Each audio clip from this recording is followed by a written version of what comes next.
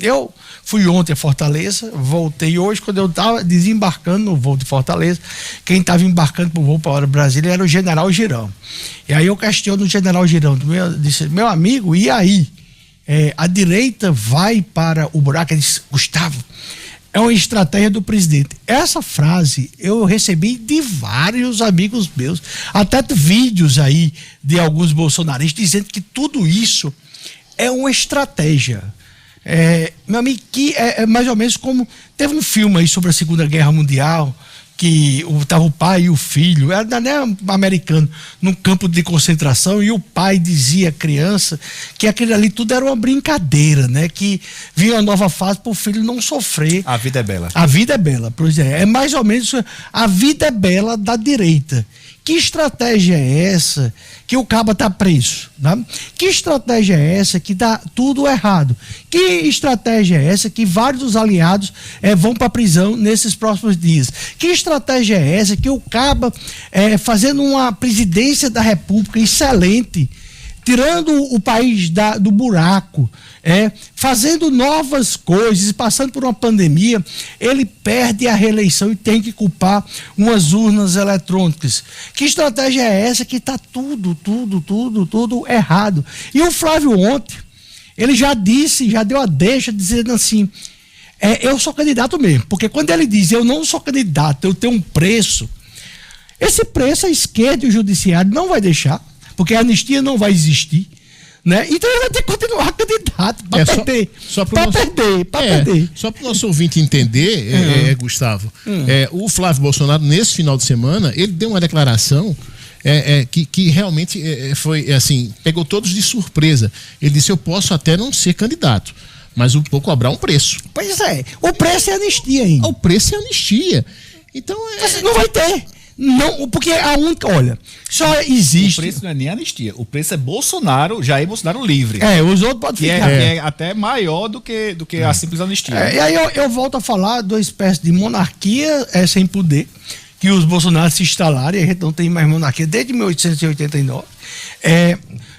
Todo o sistema, pessoal, todo dia eu vejo, que amanhã vai ser pautado, que essa semana vai ser pautada anistia. A anistia, ela está pautada para outubro do próximo ano, que é no primeiro e no segundo turno da eleição. Se a direita ganhasse, o presidente que foi eleito, que não vai ser um Bolsonaro, pode ter poder para dizer assim, olha, eu quero isso, e aí as pessoas obedecem, porque ele vai ter um peso eleitoral. A outra possibilidade é a vitória da esquerda, a reeleição é do Lula. E Bolsonaro vai apodrecer na cadeia. Pode ser na Polícia Federal, pode ser em casa, mas ele e todo mundo. E tudo vai piorar. Tá difícil achar alguém que concorde com a indicação de Flávio Bolsonaro, né, para a presidência da República. Mas, Gustavo, eu estava pensando aqui, passei a tarde refletindo sobre isso. Tem uma coisa que a gente não pode deixar de lado, sabe? Você mesmo aí foi um que sempre defendeu, elogiou a postura do PT com relação à união em casos assim, casos muito semelhantes com esse. Quando o Lula chega e faz, o candidato vai ser fulano, e aí o PT todo se une, mesmo odiando fulano, e é exatamente isso que a gente está fazendo, que a gente tá vendo o PL fazer. Está demonstrando aí uma união, mesmo que não concorde com a indicação do PL. Conversei informalmente com alguns do PL e aí me pediram sigilo, né, com relação a isso, mas é exatamente o posicionamento. A gente não concorda, a gente na verdade nem sabe se houve realmente essa indicação de Bolsonaro, o candidato vai ser Flávio, a gente nem sabe se foi isso mesmo, mas como Flávio é o filho do líder do momento do PL, vamos sim demonstrar união. Falta muito ainda para a eleição, até lá as coisas vão se organizar, mas pelo menos o PL hoje já tem um nome. Como, por exemplo, aqui no Rio Grande do Norte, Cadu é o nome do PT. Por mais inviável que até o momento seja, ele está sendo apoiado incondicionalmente por todos os petistas. E aí, essa é a reflexão que tem que ser feita. Sempre se cobrou uma união, pelo menos do PL. Essa união aconteceu, surpreendentemente, eu diria até.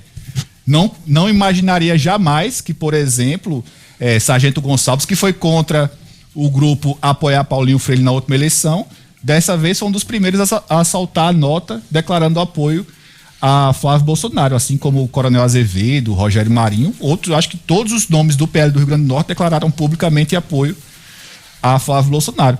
E isso é uma novidade que eu diria até considerável. Agora sim, é óbvio que Flávio vai ter muita dificuldade, inclusive, em unir o restante da direita ao redor dele. A gente viu que, por exemplo, Ronaldo Caiado já anunciou que respeita a decisão do PL, mas vai seguir como candidato. É do União Brasil, né? Ele é do União. Do União Brasil. Então já tira aí, já coloca de fora pelo menos o União Brasil, desse grupo de direita, desse grupão que poderia ser formado. Ciro, aproveitando só a deixa do Ciro Marques, é o seguinte: hoje mais cedo, Ciro Nogueira afirmou que Flávio Bolsonaro é o melhor herdeiro político do ex-presidente Jair Bolsonaro. Segundo Ciro, precisa ser baseada em pesquisa, viabilidade e na conversa com todos os partidos aliados e não apenas na decisão do PL, e que outros caciques também serão consultados, como Gilberto Kassab, o próprio Marcos Pereira, Renato Abreu e Paulinho da Força Sindical. Ciro Nogueira afirmou o seguinte, Gustavo e Ciro, abre aspas: é muito importante unificarmos todo o campo político de centro e da direita, porque senão nós não vamos ganhar a eleição. Estarei hoje reunido com ele, no caso, como a gente anunciou no começo do programa, uma reunião na casa do próprio senador Flávio Bolsonaro, para ouvir o que é que ele pensa, para que a gente tome uma decisão. Olha, é interessante, eu vou falar em cima do comentário de Ciro Marques, porque o Lula já passou por uma prisão em época de campanha, assim como o Bolsonaro está. E ele não botou o Lulinha, aquele que está acusado de receber 300 mil reais por mês do careca do INSS, e se viajar para fora do Brasil fugiu do Brasil. Ele não botou Lulinha. Ele não botou Lulinha. A própria Fátima Bezerra, ela não bota nenhum sobrinho, nem uma irmã, ela não tem filho, mas ela não bota, muito pelo contrário, ela bota o petista menos improvável. Porque que é o que Lula fez também com o Fernando Haddad. Com a Haddad, porque assim... Que tinha acabado de perder uma eleição. Justamente, uma reeleição. Reeleição do primeiro turno. Que é pior, mas justamente tanto Fátima quanto Lula, ao botar Haddad ou o Cadu, todo mundo, por mais direitista que você seja e antipetista, todo mundo diz assim: Cadu é gente boa. Cadu não é um problema.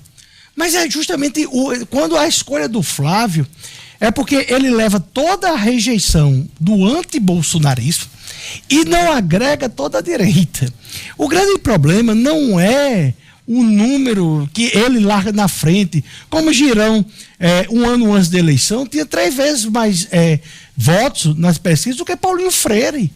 Por que Paulinho Freire? Mas por que Paulinho Freire ganhou? Porque ele ia carregar os votos da direita, mas ele pegou os votos do centro também.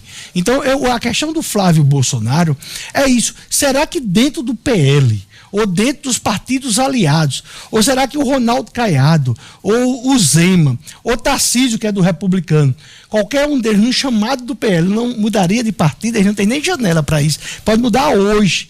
Então, assim, será que não existe uma outra pessoa que não seja a questão do vínculo sanguíneo para você passar o bastão? Esse é o grande problema. Essa é a encruzilhada.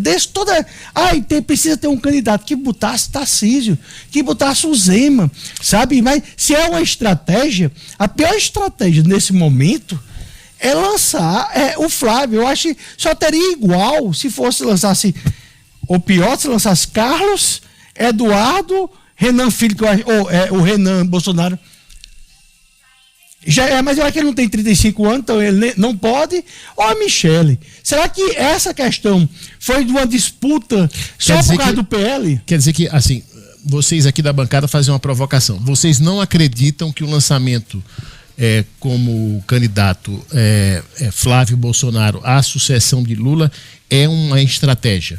Vocês acham que realmente o PL, no caso, a despeito até do que o próprio Ciro falou, ninguém nem sabe se foi o Bolsonaro realmente que vamos dizer assim, que chancelou o nome do filho. Mas enfim, você acha que é uma estratégia do PL lançar Flávio agora para negociar na frente, ou não? Você acha que Flávio vai ser o candidato do PL, pelo menos do PL, pelo menos por enquanto, né? Porque até agora o Centrão ainda não engoliu essa história do Flávio Bolsonaro ser candidato. O que eu acho que há um grupo de WhatsApp de toda a família Bolsonaro, dos 4, e mais a Michele, e mais o Bolsonaro até dentro da cadeia, e eles acordam e dizem assim um pro outro, o que é que a gente pode fazer para beneficiar o Lula e para prejudicar o grupo da gente. Eu acho que isso é assim, na minha cabeça, pode ser que seja uma candidatura desesperada, mas eu acho muito mais fácil nesse momento o Flávio candidato, ele para a companhia do pai numa cela, devido ao sistema que o Brasil está, do que subir a rampa do Planalto. Assim, é um momento, esse pessoal tem um momento de recuar para tentar vencer, não com um sonho de um Bolsonaro de sangue ou de um direitista radical, mas com a direita que o próprio Eduardo enxerga Tarcísio como candidato de Alexandre de Moraes. Quem disse foi Eduardo. E assim, mas é melhor que um Tarcísio sendo candidato também de Alexandre de Moraes vença do que perder, e vai perder, com um Bolsonaro. Eu acho que um Bolsonaro não devia nem ser candidato a vice. Não discuta a candidatura dele ao Senado, a deputado federal, que eles tentem sobreviver tudo politicamente, e que tenham uma força. Tudo bem, que é a maior liderança que pode apoiar uma candidatura de centro-direita é um Bolsonaro, qualquer um deles. Eles têm peso porque carregam aí 10, 15%, ou 20%, ou 25% da população, mas não adianta ter 49%, porque 49% teve o Bolsonaro e está na cadeia. Você tem que ter 50 mais 1. E é isso que esse pessoal não consegue entender.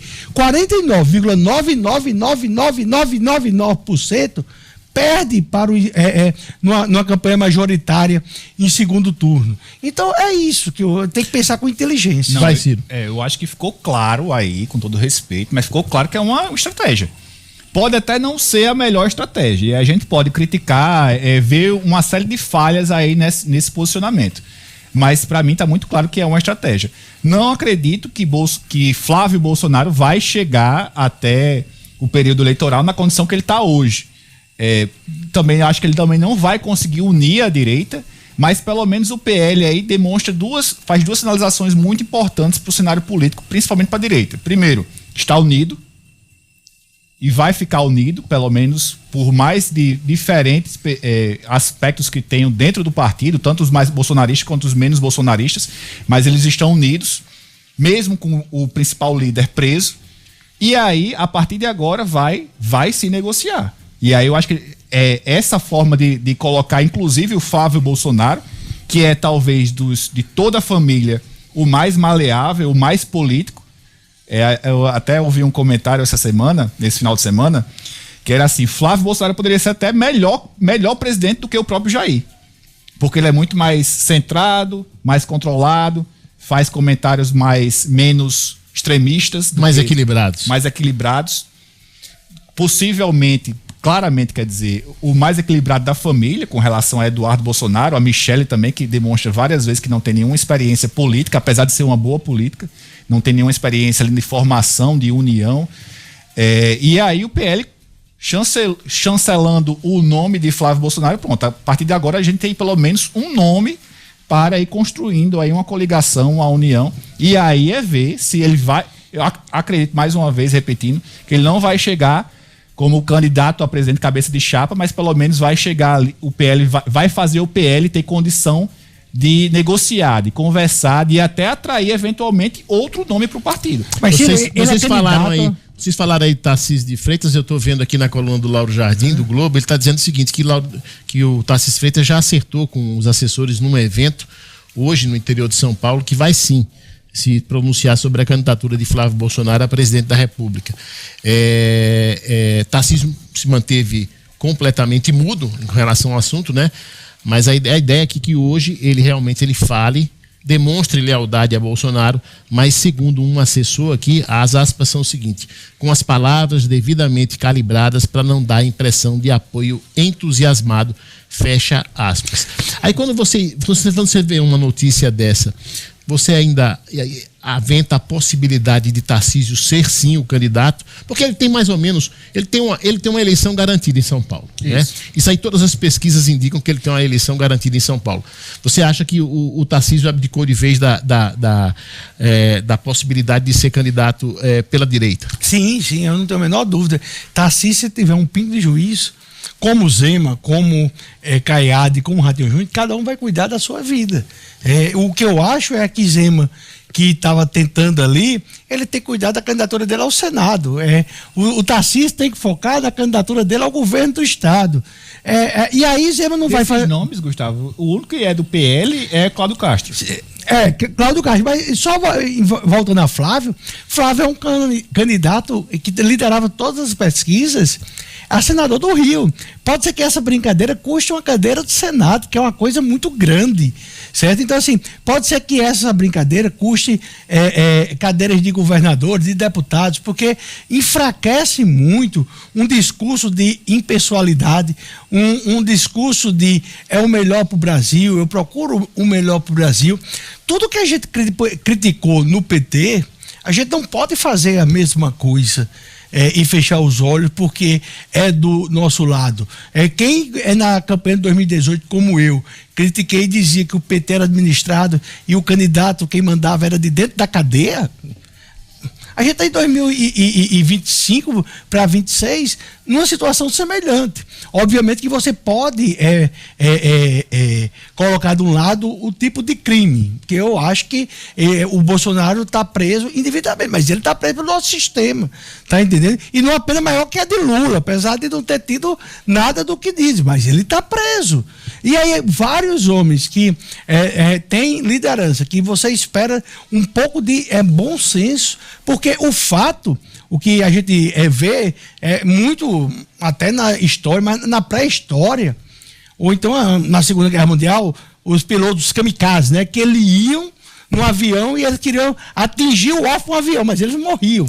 É muito como eu vejo que a direita está indo, Ciro, mas é a derrota. Eu ouvi de uma fonte hoje lá de Brasília o seguinte, que quando foi lançada a candidatura do Flávio Bolsonaro, o Planalto já se mobilizou e fez uma pesquisa através de telefone, em que eles colocaram, isso aí é uma fonte que me revelou, e disse que eles colocaram os 4 possíveis candidatos da direita, colocaram o Eduardo Leite, colocaram o Zema, colocaram Caiado e colocaram o Flávio Bolsonaro.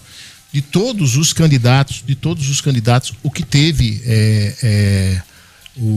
a maior aceitação, por incrível que pareça, foi o Flávio Bolsonaro. Nesse momento, porque é exatamente isso, assim, como vocês estavam falando. O Flávio Bolsonaro fala para aquela bolha, né? Fala para aquele público, o bolsonarista, né? Mas o que eu estou falando aí, lógico, que aí tem o peso do nome de Bolsonaro, tem o peso da família Bolsonaro, né? Tem um peso do bolsonarismo, e aí a gente vê que realmente os outros candidatos ficam numa desvantagem danada, porque o Leite é muito conhecido no Sul, o Caiado é conhecido no Centro-Oeste, né? E o Zema fica ali restrito ali àquela região de Minas Gerais. Enio, até fisicamente o Flávio, ele é igual ao pai dos filhos, eu acho que ele é o mais parecido com o pai, tem tudo isso, mas não, ele é muito mais controlado do que não, mas entendo, tô falando fisicamente. Sim. Até a figura dele, dos 4 irmãos, ele é o mais parecido com o pai em termos de físicos. Mas eu acho, eu não vejo nenhuma pessoa dizer assim, eu não voto em Bolsonaro, mas em Flávio eu vou votar. Eu acho que não agrega. Eu acho que o ponto de corte ali do Flávio são aqueles 58 milhões de votos. Mas sabe? Gustavo, é por isso que eu acho que tem mais cara de estratégia, sabe? Porque olha só, tirando o Flávio Bolsonaro, vamos supor, Flávio Bolsonaro não será o candidato. Quem é que o PL tem hoje para lançar? Hoje? Michele. Mas Michele acabou de se envolver numa confusão muito maior com um arco de aliança. Mas você veja, essa é a questão. Porque nesse momento é um momento de atrair, não de espantar. Mas foi isso que ela acabou de fazer. Mas o Bolsonaro também, quando ele foi muito pior, porque ela só espantou a turminha ali do Ceará, que foi toda para a segunda divisão. Foi Fortaleza e Ceará, tava lá. Foi toda para. Mas o que o Bolsonaro fez, ele espantou Minas Gerais, ele espantou Goiás, ele espantou o Paraná, ele espantou todo esse pessoal. Aí eu acho que é nesse momento aí que mostra ainda mais que é uma estratégia. Porque agora ele está sinalizando que ele tem candidato, mesmo sem nenhum outro, sem Tarcísio, sem Zema, sem Caiado, sem Ratinho Júnior. Ele tem um candidato a presidente, que aí pode se negociar, porque tem muito mais jogo de cintura do que todos os outros da família Bolsonaro, e do que inclusive Cláudio Castro, que não é político, é muito mais técnico, e a gente vê toda a entrevista dele, como ele gagueja, como ele tem dificuldade para demonstrar assim, aquele perfil político. Então, é possivelmente o melhor nome do PL para negociar em um arco de aliança e colocar o partido bem posicionado na eleição. O relator